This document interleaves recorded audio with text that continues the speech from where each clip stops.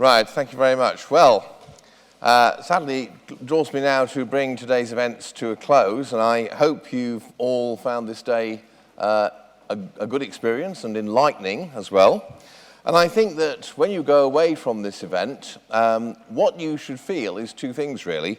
One is you should feel thankful that you're alive now and not in any previous period in human history, because as you heard in the first session, you're all 3,000 times richer than most of your ancestors.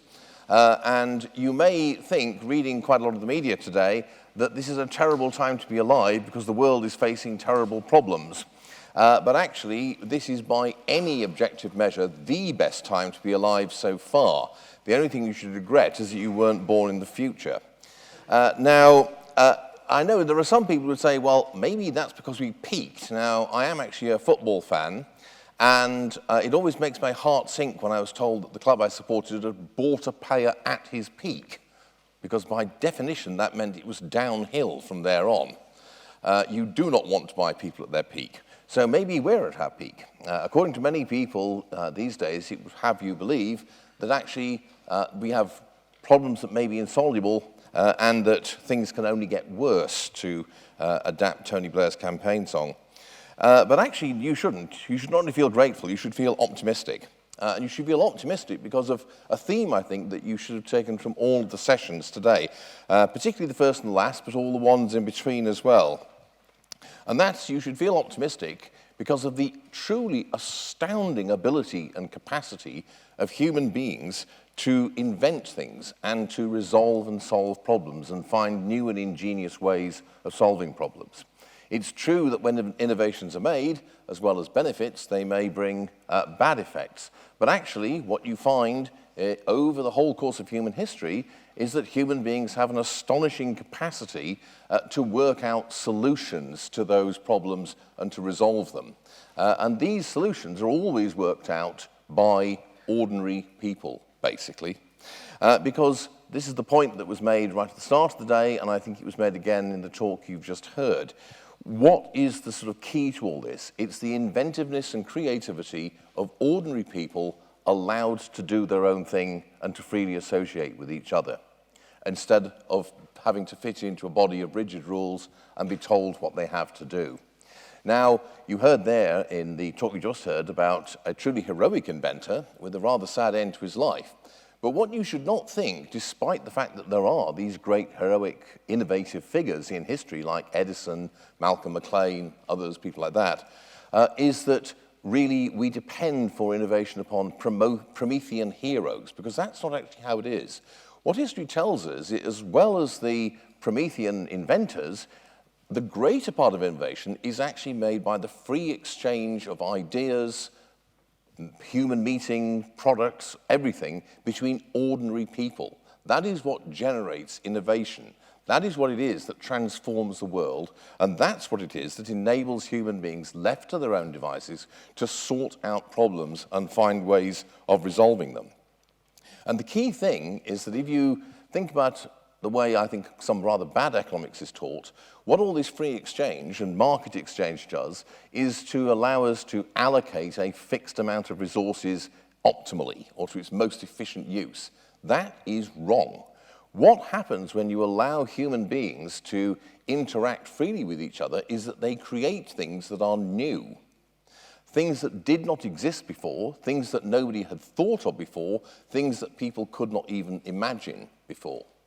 And it's that genuine novelty that transforms the world. It's not a matter of taking a fixed pie and working out the optimal way of allocating it. It's a matter of actually creating totally new things. And you heard in the penultimate talk there about the truly amazing kind of transformations that we're living through at the moment. And this happens everywhere. You heard in the school panel about the way in which, in very poor parts of the world, all kinds of innovative things are being done. There could have been more, actually, that we didn't have time to talk about some of the innovative use of technology, particularly, actually, the mobile phone in Africa, in delivering education as well as financial services, about innovations in curriculum and teaching methods being made by very poor people in very poor parts of the world, in Africa, South Asia, and elsewhere. My own favorite example of the way innovation arises out of people just meeting each other is in the areas of cooking and music and art. Some of you may, like me, be fans of Indian cuisine. Well, what we call Indian cuisine is actually Mughlai cuisine. It's the cuisine of the Mughal court. And what that cuisine does is to combine, on the one hand, indigenous Indian recipes, foods, ingredients, with a whole bunch of other ingredients, like yogurt and lamb, for example, which the Mughals had brought with them from Central Asia, plus a whole bunch of other ingredients which had been brought to India at that time by the Portuguese and by the Omanis, things like the chili pepper, the potato, the tomato. All of these were things brought to India, and what the people there did, they mixed up together all these different ingredients from different parts of the world, and they created a new cuisine. And that is something that happens all over the world, even in England, believe it or not. Similarly, with music, if you listen to French popular music today, the most popular kinds of music in France now is a kind of music that combines traditional French folk and pop music with the music of the Maghreb. Of Northwest Africa, with that actually being the predominant force. The music of Mali, for example, in West Africa, the Sahel, is also a very important and powerful force in the cultural life of Western Europe. If you go to Kew Gardens, near here in London, you'll observe what looks like a transplanted pagoda. That's actually an example of something called chinoiserie, which was the way in which in the 18th century, late 17th, 18th century, Europeans began to copy Chinese technology, Chinese designs, Chinese art, everything actually that they could get from China. Meanwhile, contrary to the popular perception, the people at the court of the Qianlong Emperor over in China were busy building houses in the style of Europeans. And doing things like that. There was an amazing exchange of ideas and forms going on.